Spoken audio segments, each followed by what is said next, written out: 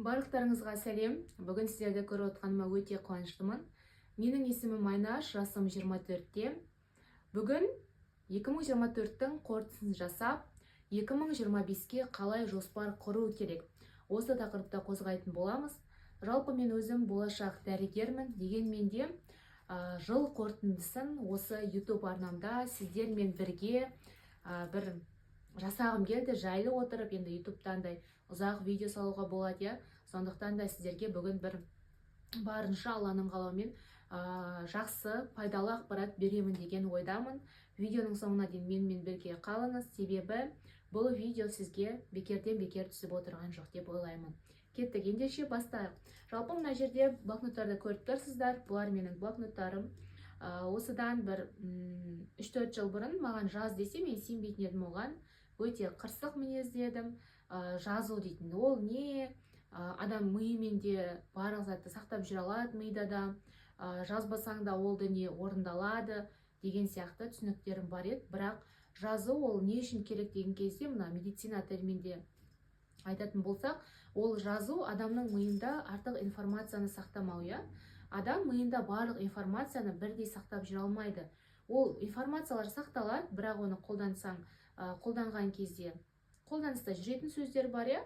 Немесе оны қолданбасаң, ол жаңадай төменгі жадқа, төменгі қыртыстарға түсіп отырады, сонымен белгілі бір уақыттарда ұмытыла бастайды, иә. Сіз қарапайым тіл үйренсеңіз де, оны қайталап тұрмасаңыз, ол тілде ұмытыла басталады, иә. Сол сияқты. Сол үшін де әр нәрсенің өзіндік бір уақыты болған сияқты, бұл блокноттар да бізге не үшін жаратылды, иә? Егер ручка не үшін жаратылды, қалам, қағаз не үшін жаратылды, егер оны жазбайтын болса. Мен өткен жылдан бастап осы қорытынды жазатын болдым. До этого да жазып келдім, көп жазған жоқпын, бірақ нақты түрде мен не істедім, мен осы жылы қандай жетістікке жеттім деген дүниелерді өткен жылдан бастап жаздым, және осы жылмен салыстырдым. Бүгін қорытынды жасадым 2024-ке. Сол кезде қорытынды жасаған кезде мен өте қуандым. Не үшін? Себебі мен өткен жыл жазғаным үшін осы жылда екеуін салыстырған кезде менде біраз жетістік болған екен. Соған қуандым. Енді бастайық. Жалпы қорытынды жасаған кезде ең алдымен не істеу керек? Мен сізге дәл қазір отырып алып, жазып кет деп айтпаймын. Ол үшін де белгілі бір дайындық керек. Бірінші дайындық ол үйдің таза болуы. Үйіңізде мысалы артық мусор тұрса, оны шығарып тастаңыз. Кез келген мусорларды үйден шығарып тастау керек. Бірінші, екінші, үйіңізді әдемілеп, күштілеп, өзіңізге комфорт жасап алып тазалаңыз. Өзіңіздің хотя отыратын жеріңізді тазалап алып, кіші әдемілеп. Одан кейін үйіңізде жуылмай тұрған посуда бар ма, не бар ма, соң барлығын бұғып тұрған, көзіңізге көрініп тұрған дүниелердің бәрін ең басты жинап, әдемілеп алғаннан кейін барып, отырып, ручка, қаламыңызды алып жазуды бастау. Одан кейін тағы бір істелетін дүние бар. Жыл енді қорытындылап жатыр қой.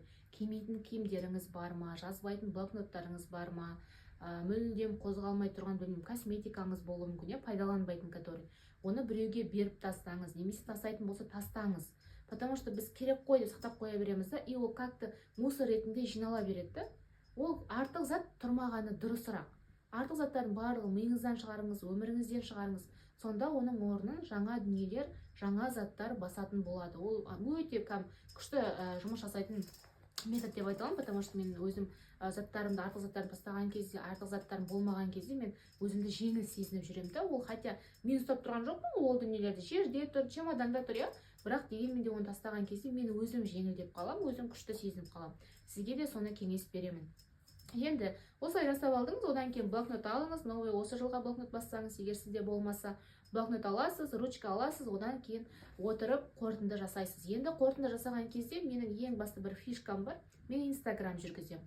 Инстаграмда бір асып бара жатқан блогер емеспін, дегенмен де Инстаграмды для себя жүргіземін, жалпы адамдарға көмек ретінде, әртүрлі енді күшті видеолар түсіремін ғой. Бірақ историяны мен для себя жүргіземін.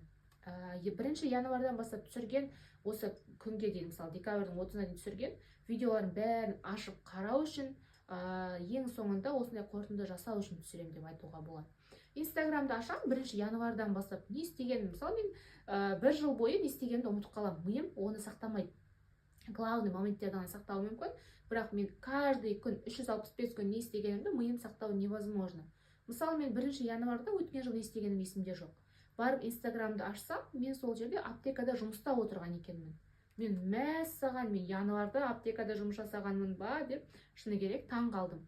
Сол үшін де сіздерге де айтарым, мүмкін видео түсіріңіздер, мүмкін инстаграм близкий друзья қылып ашып қойыңыздар, чтобы күнделікті маңызды дүниелер болып жатыр ма, соны түсіріңіз. Біреуден ұялатын болсаңыз, сол жаңағыдай близкий друзья ашып, ішіне ешкім салмасаңыз да, жалпы солай түсіре беруге болады. Оны ешкім көрмейді, тек өзіңіз үшін ғана да.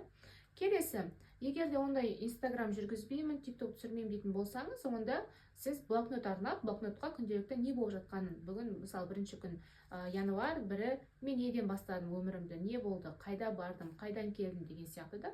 Қарапайым өміріңізде болып жатқан дүниелердің барлығы ертең қорытынды жасаған кезде, мен андай жасаппын ғой деп, өзіңізді жаңағыдай бір қошеметтеуге өте үлкен бір жақсы себепкер деп білемін.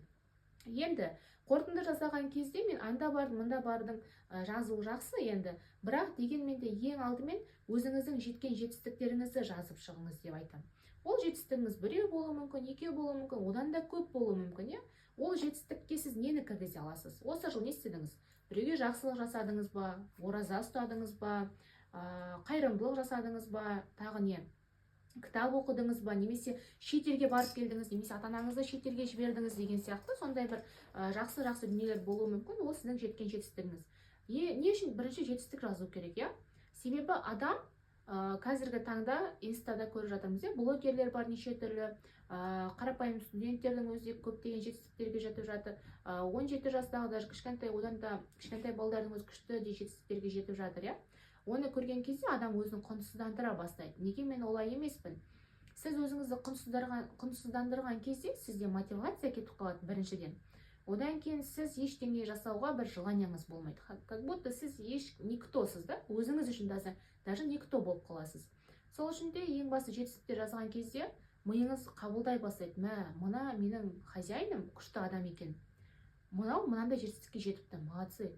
Хотя сіз сол кішкентай затқа өзіңізді қошеметтей алатын болсаң, сіздің кішкене бойыңызда бір андай бодрость пайда бола бастайды. Сіз өзіңізді бір жеңіл сезініп, бір батыр адам сезініп, мен күшті екенмін ғой деген сияқты дүниелерді сезінетін боласыз. Сол үшін де ең басты жеткен жетістіктеріңізді жазыңыз. Мен қазір мына жерде өзімнің жалпы жеткен жетістіктерімді жазып шықтым бірінші. Мен не істедім, жалпы? Мына жерден 25 пункттен тұратын дүниені жазыппын. Бұл жерде әрине енді шетелге шықтым ба, қайда шықтым, не істедім. Енді басы жеткен жетістіктерім бірі, әкемді шетелге жібергенбіз. Одан кейін өзім де енді Қазақстан қалаларында болғанмын, Алматы, Қарағанды, Астана деген сияқты. Енді олар жарыспен болды, қыдырып бардым, разный факторға байланысты барылды. Деген менде главный мен барғанмын. Сондықтан да енді жалпы жеткен жетістіктерім жалпы көп екен, шүкір. Одан кейін мынау өткен жылғы блокнотым. Бұл блокнотта мен өткен жылдың қорытындысын жасағанмын және осы 2024-ке жасаған армандарым бар.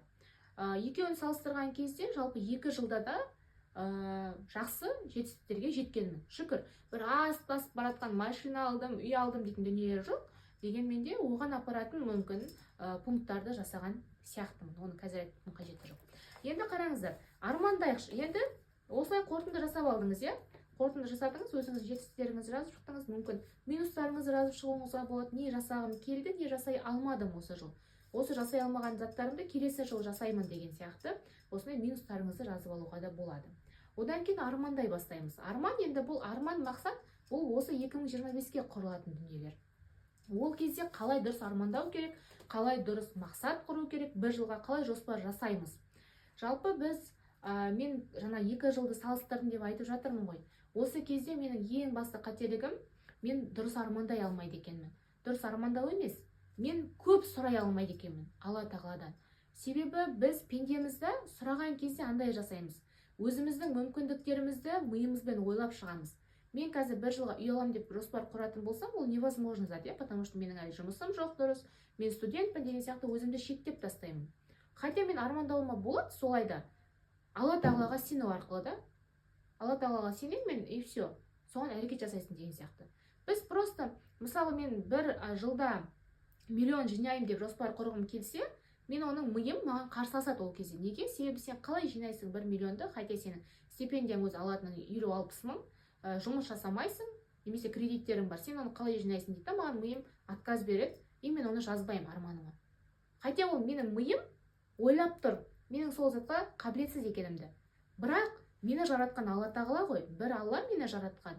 Алла шексіз. Біз өзімізді шектеу арқылы Алла тағаланың шексіз екендігін ұмытып кетеді екенбіз да. Солай шектеулі ғана нәрселерді өзімізге рұқсат бере алады екенбіз.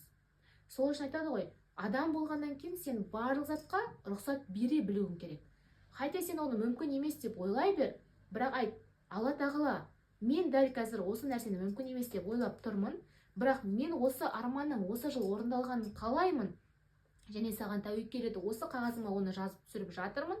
Сол арманға жету үшін, сол мақсатқа жету үшін маған күш қуат беріп қой, маған сондай возможностьтарды беріп қой деп біз Аллаға шынайы өкпемізді айтып, жаңағыдай бір істей алмайтын, бір сенбейтін дүниемізді айтып, одан кейін барып мен сенбей жатқаным үшін кешірім сұраймын, сен ұлықсың ғой, сенің бізге беретін мүмкіндіктерің көп қой деп айту арқылы жазу, тәуекел жасау дейтін дүниені мен бүгін ұқтым. Енді до этого түсінген болармын, бірақ бүгін соны қаттырақ ұқтым деп айта аламын.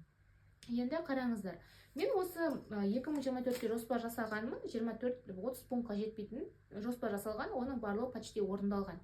Енді қараңыздар, мынаның ішіне мен жазғанмын, медициналық білімімді арттыру, контент түсіру, подписчик санын арттыру деген сияқты осылардың бәрі жазылған. Бірақ соған сай мен әрекет жасағаныма сай ғана алғанмын да, өте аз әрекет жасаған. Мысалы 30 видео түсіргенмін бір жыл бойына, хотя бір жыл бойына ол 300 видео түсіріп тастауға болады. Мен бір жылдық жоспарды бір айда жасап тұрмын, просто 30 видео түсіру дейтін, ол өте аз да. Потому что YouTube каналыма мен 50 видео шығарғанмын 2023-те, ал осы жыл тек қана 30 видеома солай шығарғанмын да, өте аз қарасаңыздар. Менде әрекет болған жоқ, әрекетіме сай ғана тек қана бізде қазір 2000-ға жуықтап қалды оқырман саны, иә. Егер мен оны үздіксіз жасайтын болсам, значит ол жерде көп болатын еді. Получается, біз арман мақсатты жазамыз, бірақ оны Алла маған қашан береді екен деп күтіп отырмаймыз. Ол жерде соны жаздың ба, жазғаныңа сай сен әрекет жасап бастайсың. Мысалы, YouTube каналымда оқырман саны 10 мыңға жету керек. Получается, мен күнделікті видео түсіремін ол үшін. Уақытымды осылай арнаймын. Сол кезде ғана ол менің арман мақсаттарым орындалады. Ол біз әрекетсіз болмайды. Енді ақша жинау деп жоспар қоятын болсақ, ақша жинаған кезде, мысалы 5 миллион деп қойыңыз, 2 миллион деп қойыңыз, қалай ойлай, қаншалықты керек сізге ақша, иә? Соған байланысты қоясыз да, и әрекет жасайсыз. Әрекет деген қалай болады? Сіз жұмыс жасайсыз, стипендия аласыз, оның міндетті түрде 10%-ін, 20%-ін жинап отыру керек. Алынбайтын шотқа салып тастайсыз. Сол кезде сіз жылдың соңында сол ақшаның қалай жиналғанын білмейсіз. Хотя сіз әрекет жасадыңыз, бірақ сіз әрекет, мысалы, мұнда 5 миллион деп қойдыңыз, жыл бойына откладывать еттіңіз, и потом жылдың соңына дейін сізде 5 миллион жиналып тұр, сіз өзіңізге таң қаласыз. Мә, армандар орындалады екен ғой дейсің да. Получается, бәрібір сен оны өзің істеп тұрсың ғой негізі. Бірақ біз соны істемейміз де, сол үшін арман мақсат орындалмайды деп ойлаймыз. Бірақ ол өзіміздің қолымызда тұрған дүние. Айтамыз, иә? Ниет, әрекет, нәтиже. Ниетті сен жасайсың, әрекетті сен жасайсың, нәтижені Аллаға тапсырасың, потому что сен нәтижені білмейсің қалай болатын. Ол жақсы болсын, жаман болсын, сенде бәрібір нәтиже болады. Бірақ әрекет міндетті түрде болу керек. Енді қараңыздар, мына жерде мен тағы мысалы кітап оқу деп жазғанмын. Кітап оқу мен 3-4 кітап деп жазғанмын ше. Хотя білмеймін, просто жаза салған мен явно. Неге мен 3-4 кітап деп жаза салдым? Хотя бұл жерге бір 10 кітап, 100 кітап деп жазуға болады, ол орындалатын еді. Мен 3 кітап деп жаздым ба, сол 5-6 ғана кітап оқығанмын да жыл бойына. Хотя менде мүмкіндік те бар, уақыт та бар, иә, кітаптарды оқимын, бірақ өте аз дәрежеде оқығанмын. Сол үшін мен соны енді ойланып отырмын да, неге мен оны толтырып жазбадым, неге 50 кітап деп жазбадым деген сияқты. И жалпы бұның ішіне жазған армандарым барлығы орындалды, тек қана аз көлемде. Себебі менің әрекетім де өте аз болған болатын. Енді мен осыны түсіне отырып, осы жылға потолок арман мақсаттарды жаздым. Енді арман мақсаттарымды қалай табам, қалай мен ештеңеге қызықпаймын, мен үйде отырған анамын, немесе мен студентпін, ештеңеден қолым босамайды, который кредит жауып жүрген, ата-анама көмектесіп жүрген, сондай студентпін, мен даже артық ақшам болады, ақша жинауға олай деп ойламаймын дейтін болсаңыз, сіз миыңызды тазартыңыз. Бұл жаңа кіріп келе жатырған жыл, 2025 жылы әрбір адам үшін үлкен мүмкіндік деп ойлаймын. Біз енді андайда бір үлкен дүниелерді арманда үйренуіміз керекші, главный. Адам, одан кейін ең басты айтатын дүние сіздерге саяхаттап үйреніңіздер. Ол Қазақстанның ішінде қазір мүмкіндігіңіз болсын, Қазақстанның ішін аралаңыз, болмаса шетелге барып келіңіз. Жылына бір рет болса да шет елге саяхат жасауды ұмытпаңыз. Жоспарыңызда міндетті түрде сол жоспар болсын деп айтатын едім. Себебі сіз бір ортада, бір үйде отырған кезде бәрібірде жаңағыдай кругозор деп айтамыз ғой, ол кішірейіп қалады да. Сен адамдарды көресің, адамдардың барып келіп жатқанын көресің де, өзіңе андай бір өзіңді бір аяп кетесің да, өзіңді бір жек көріп кететін кездер болады да. Сол үшін де қазір сіздің мүмкіндігіңіз болмаса да, Алланың мүмкіндігі, Алланың шексіздігін ұмытпаңыз. Ең басты дұғада болыңыз, ең басты өзіңіздің құлшылығыңызды кеңейтіңіз, адамдарға жақсылық жасаңыз, одан кейін сізде барлығы болады.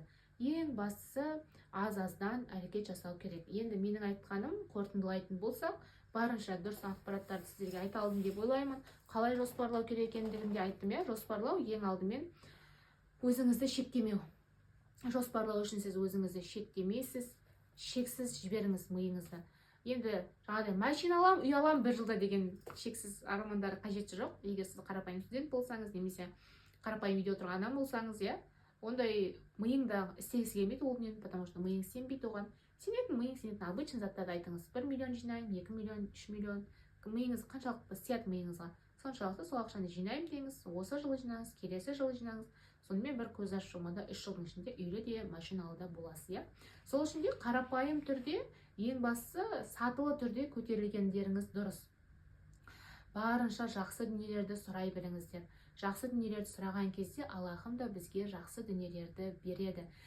Ең бастысы, білмеймін, қобалжып отырмын ба, біртүрлі бір ыңғайсыз отырмыншы. Бірақ енді барынша өзімнің ойымды нақты айта алдым, сіздерге жеткізе алдым деп ойлаймын. Сіздерге пайдалы болды деп ойлаймын. Ең бастысы, миыңызда, үйіңізде жинақылы болсаңыз, өміріңіз жинақы болады, миыңыз жинақы болады. Сондықтан да бар жерде жинақылық дейтін дүниенің де қажет екендігін мен ұқтым. Сол үшін де барлық дүниені орын-орнымен жасауға тырысыңыз, асықпаңыз, кітап оқыңыз, білім алыңыз.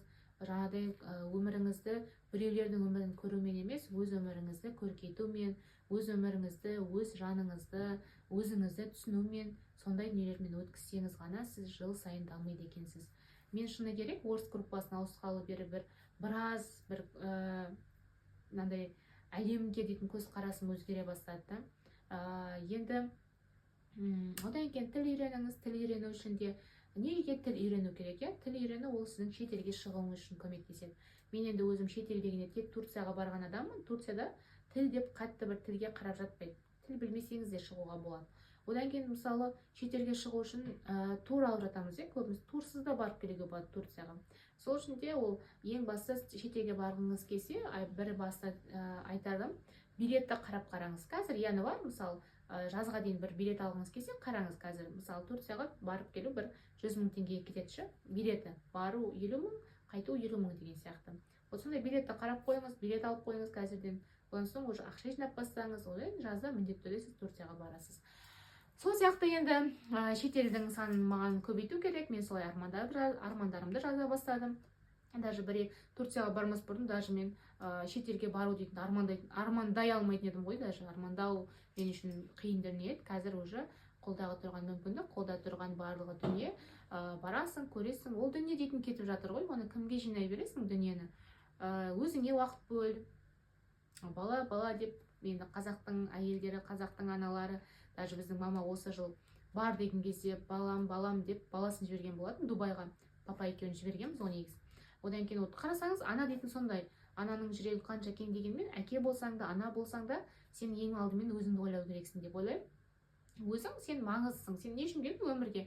Әлемді сүрмейтін болсаң, көрмейтін болсаң, қыдырмайтын болсаң, бала шаға ол балаң да ертең өсиет, қызың да ертең есет, ол сені ойлайтыны шамалы да. Сол үшін де ең басты ол өзің құндылықта бірінші тұру керексің. Ең бірінші сенің сенімің, Аллаға дейтін құлшылығың бірінші орында тұру керек. Одан кейін барып басқалар тұру керек деп ойлаймын. Сондықтан да өзіңнің біліміңді, өзіңнің деңгейіңді, өзіңнің қабілеттеріңді бірінші орынға қой. Сен дамысаң, сен көркейсең, сен өсетін болсаң, сенің айналаңдағы адамдар да өсе бастайды. Сен өскен кезде сен басқа адамдарға көбірек көмектесуге мүмкіндік туады, сенде. Сондықтан да бай болайық, көркем болайық, әдемі болайық. ең басты дәулеттілердің қатарынан, бай мұсылмандардың қатарынан, беруші мұсылмандардың қатарынан болуды Аллахым бізге нәсіп етсін деп айтамын. Себебі біз бай болудан қорқамыз көп жағдайда, бірақ біз бай болған кезде айналамыздағы адамдарға көбірек пайдамыз тиетінін ешқашан да ұмытпайық. Бірақ сіз бай болмағанның өзінде де сіз күлу арқылы, жақсы сөздеріңіз арқылы, осындай қарапайым видеоларды түсіру арқылы да сіз адамдарға көмектесе аласыз. 2025 жылы сізге ең бақытты сәттерді сыйласын. Жылан сияқты шақпаңыз біреуді. Шақпайтын жылан болайық, барлығымыз енді жылан жылы ғой келе жатқан. Сондықтан да сізге айтатын жақсылығым, ең бастысы қорықпаңыздар, тәуекел етіңіздер. Мен сізге сенемін, сіз мықтысыз. Осы жыл сіз үшін өте көркем, мен үшін де, сіз үшін де, барлығымыз үшін өте керемет жыл болсын. Мен сіздерге сенемін, сіздер тамашасыздар, сіздерді жақсы көрем. Бұйырса келесі жылы осы блокнотымдағы армандарым орындалды деп күліп отырып алдарыңызға тағы да осындай видеоларды жасау арқылы шығуымды Аллахым нәсіп етсін. Мен сіздерге ең басты пайдалы болсын деген мақсатта жақсы лебізбен осы видеоны сіздерге жолдаймын. Егер де пайдалы болған болса, лайк басыңыз, комментария жазыңыз, достарыңызға бөлісіп, сондай бір жылы лебіздеріңізді білдірсеңіздер деп айтамын. Егер де астына осы 2024 жыл осындай мен сияқты, сіз сияқты жаздым, армандарым орындалды дейтін болсаңыз, бір орындалған арманыңызды астына жазып кетіңіз. Сіздерді қатты жақсы көрем. Соңына дейін көрген болсаңыз, сізге көп-көп алғыс, сау болыңыздар.